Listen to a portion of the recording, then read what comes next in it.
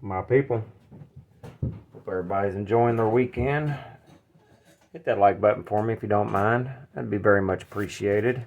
Does not affect you, but it absolutely helps me, and that would be very nice of you. Make sure you check out DNK Knives at dnkknives.com. Excellent website. Starting to get a lot more knives in. Mr. Don Farmer is a patron of the channel. He helps out so very much, and I'd like to everybody show some support. And if you're shopping for a knife, why not go there and check as well? You know, got to shop around. And if you do buy something from there, you can use this coupon code Behind the Edge 10. There's also other channels that have coupon codes for DNK. Rochambeau and Knife Dope both have coupon codes, so you don't have to use mine. I don't get paid from it, but it helps you get 10% off. You can use other coupon code as well. Well, you can't use them both, but anyway, you can get 10. There's lots of ways to get 10% off at DNK Knives. They just got a big old batch of some cool QSP knives, so make sure you check them out. Show them some love. Also, subscriber count's getting higher. We're getting closer and closer slowly to the 2,000 subscriber mark, so I can give away a big old batch of knives to you guys. So make sure if you're not subscribed to subscribe. Absolutely helps the channel, of course, but it'll also get you you will have the ability to win a free pocket knife. Sorry, having trouble talking again today. Also, there's a link to Patreon in the description if you're interested in supporting the channel, and I'm going to do a giveaway on Patreon as well. And as in the past, all my Patreon giveaways are quite awesome. You know, to toot my own horn here, I give away some nice stuff on the channel, but I really I try to do the best I can to give away something more premium on Patreon. So if you're interested in that and interested in supporting and helping the channel out, it'd very much be appreciated. And there's a link in the description. There's also a link to DNK in the description as well.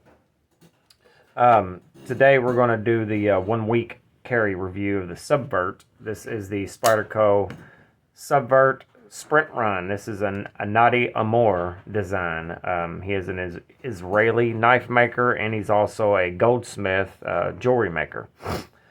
This one has the 20 CV blade, carbon fiber, titanium, basically a frame lock, but considered a liner lock because the frame is covered by these giant carbon fiber scales. I did carry this knife for a week. It had a little bit of overlap with the Neutron. I carried the Neutron in my left pocket for, and this is my primary for about half of that week. The other half, this was just the only knife I carried. And I got some good things to talk about it, of course, and there is bad about it. There's a few cons when it comes to this knife. It's not perfect. I do very much like it, and I very much appreciate the knife. It is quickly becoming one of my favorites in my collection, and it is a very useful tool. First, we're going to jump on the cons. I'm going to get the bad stuff out of the way. There's not a lot, but there is a few bad things about it. First and foremost, probably the most glaring, is the weak detent. And well, there it is. Yeah, very weak detent for such a large knife. When you have a larger blade, especially 4 inches and above, the detent's going to be a little trickier to dial in. Now, with that being said, I can fix the detent some. I can make it a little stiffer myself by disassembling it and putting a little more tension on the lock bar. If you've never done that before, be careful. I don't recommend doing it if you're scared of it. Just don't do it. Send it to somebody who can. But you take it apart, and then you'll push this lock bar over. That way, you'll bend it very slowly, and you do not bend it hard. And then what it does is it puts more tension on the lock bar. The relief there is all you're really bending. You're bending it towards the relief, and it'll give it, marginally better detent. And, that's something I might do. I don't know if it bothers me enough to do that, but it is a thing. And with a knife this large, you'll get a bounce. See how it bounced? When your detent is not great. Just a standard close with your thumb or your finger, no big deal. But if you're doing the drop shutty thing, it will bounce. Also, it does have some detent lash. So when you disengage the lock, you're still hitting the detent there. I'm not even sure. I don't think there's a ramp at all. Also something you can do yourself, but you got to be right about there to get past that detent. So that's not a deal breaker in any way, but that's, it is something that bothers a lot of people. Next, the clip is not great. It works fine, but it does not match the knife. And this has always been an issue with the Subvert and a lot of the premium Spydercos in general. The Drunken has the worst pocket clip on any Spyderco. It's absolutely terrible on a beautiful knife and a very functional knife, but the pocket clip's terrible. I do not like this one, and I don't like the regular clip they put on the Paisan and the Nirvana. And those really high-end, excellent made knives, they're just putting these standard clips on them. That is, it sucks. And the worst part about this one is, it's not your standard Spyderco spoon clip. You cannot get an aftermarket one for this unless you use or have someone make one for you, or use the Recon one from Cold Steel. These two screws here, the bottom two here, they fit the same pattern as the Recon one, and there is some aftermarket stuff out there for the Recon one and the American Lawman, but you have to watch that because you kind of need this slight curve to follow the body line of the knife if you do put on a different clip. Anyway, it kind of sucks. The clip just doesn't look right on there to me.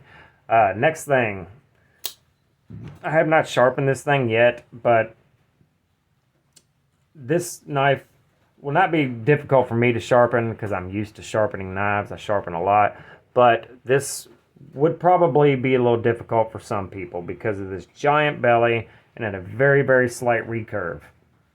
That is not a difficult thing to do, but it does take practice, and this being a $420 knife, a lot of people are going to be not really want to sharpen it because they're going to be scared of screwing it up. So yeah, it would be a little difficult to sharpen for some people, and that is just because of the blade shape. Next, there is no lefty carry. That could be a problem, obviously, for lefties, but a lot of left-handed people are just like, we're over it. We'll just buy a right-hand carry and carry it in our right pocket. No big deal. Sorry, my voice is scratchy. Next thing, that $420 price tag is a little hefty for a knife that is not made in America. This is made in Taichung, Taiwan, as are most of the Spyderco's higher-end knives. $420 is a lot of money. The standard Subvert with the S30 blade and the G10 is $400. So they only charged you another $20 on the upgraded Sprint run. But there are other knives that cost this much money that are made in Taiwan, and I don't really see a lot of people talking about, how expensive they are. So yes, it is a little expensive, but there is other knives made in Taiwan that are equally expensive that are not Spyderco. Cold Steel 4 Max Elite is roughly the same price, and in my opinion, lesser materials. Then you have like the Sniper Blade Works DMF, Also, slightly lesser materials maybe, and which is what it is. Anyway, price is a little hefty. I think between $3 and $3.50 would have been a better, been a lot easier to swallow for most people, but there is a ton of titanium on this knife, and I mean a ton. It is super thick. It weighs 6 ounces, so it's a lot of knife. So it is what it is. Some people can swallow it, some can't. Another thing, this is really just my preference. These body screws here and the pocket clip do not match the color of the other hardware and the frame. And I know that's dumb, but it kind of, it's a thing for me, but it's all right. But that's, I just wanted to point that out. Also, this is kind of bulky in the pocket. And I'm used to carrying big knives, but it carries kind of bulky. And I don't know any other way to explain that. It just feels like, I carry other knives that are equally this big, but it is quite thick, especially in this butt area here. It tapers up to thicker here, which is fine. It makes it very comfortable in hand, but it makes it a little bit more obtrusive in your pocket. Next and last thing I'm going to say I think this would have been much better off with phosphor bronze washers. The nature and size and design of this knife, I think the bearings were a bad choice. And, again, that's a preference thing, but I think it would have been much better because this knife is absolutely designed to work and use. And the bearings, in my opinion, are just a bad idea. So I'm not going to elaborate any more on that. But in use, and I have been using it, and I even carried it to work, no matter the bearings or not. But in use, I have found it quite useful. I've seen a couple comments of people saying, they like the knife and it's great, but it didn't, they didn't use it or didn't like the way it cut and it used, and they found it not very useful. And I'm not sure why or what they do or what kind of cutting they do, but in my opinion, I found it very useful. I break down lots of boxes at work for the cabinets that I install. I cut a lot of banding and zip ties every single day, and it works excellent when you're cutting banding or zip ties. And I'll show you, I have a zip tie here. I'm just going to loop it over and I'll explain why I think this blade shape works great at that. So you got that slight recurve right here, very slight, but it's enough.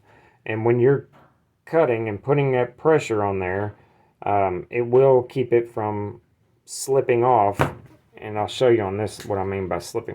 Sometimes you can slip a cut when you're cutting, when you just have your standard drop point or a very slight belly and no recurve there. So I find it to be excellent at cutting and gripping what I'm cutting. So it's basically holding it and cutting it at the same time for me. And it's very, again, it's just a preference thing, but I find it to be very useful. Also, opening boxes. This is not very good at poking, jabbing, stabbing, or anything like that. But when you're opening boxes and cutting down the tape and stuff like that, just like you would a Tanto with that secondary point there, you can just run that down this part of the belly here, down that tape, without going too deep. Works excellent. Breaking down boxes, it is an absolute beast. It goes through them and it grabs on that belly or in this area here, and you do not slip off of it, and it goes through it like it's nobody's business. This full flat grind is perfect for that. It has a quite thick blade stock, but it tapers down very thin, and that's because of how broad and tall the blade is. So it is an absolute dream to cut with, and I'm going to defend that. Yeah. The carry, like I said, is a little bulky, but other than that, it does fine. It's in and out of the pocket just fine. Quickly put it back, quickly. Do everything one-handed, of course.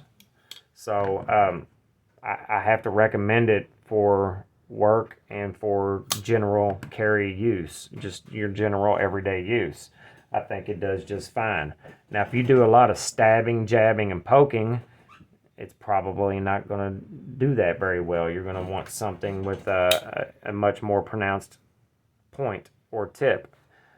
This one even curves down a little bit, which makes it even more useful. But I don't know. I don't see how it's not useful. I think it is quite useful. So that's all I got for you guys today. This is an excellent pocket knife. Yes, it's expensive. If the price does not bother you, then I would jump all over it. The materials are definitely there. The fit and finish is definitely there. The weak detent can be fixed. Not that big of a deal, but it is there. And I'm sure it's on all of them because the other Subvert that I had also had a weak detent. Anyway, make sure you're good to each other, love each other, and remember life is short, so don't be a stupid cunt and don't be an asshole. Later.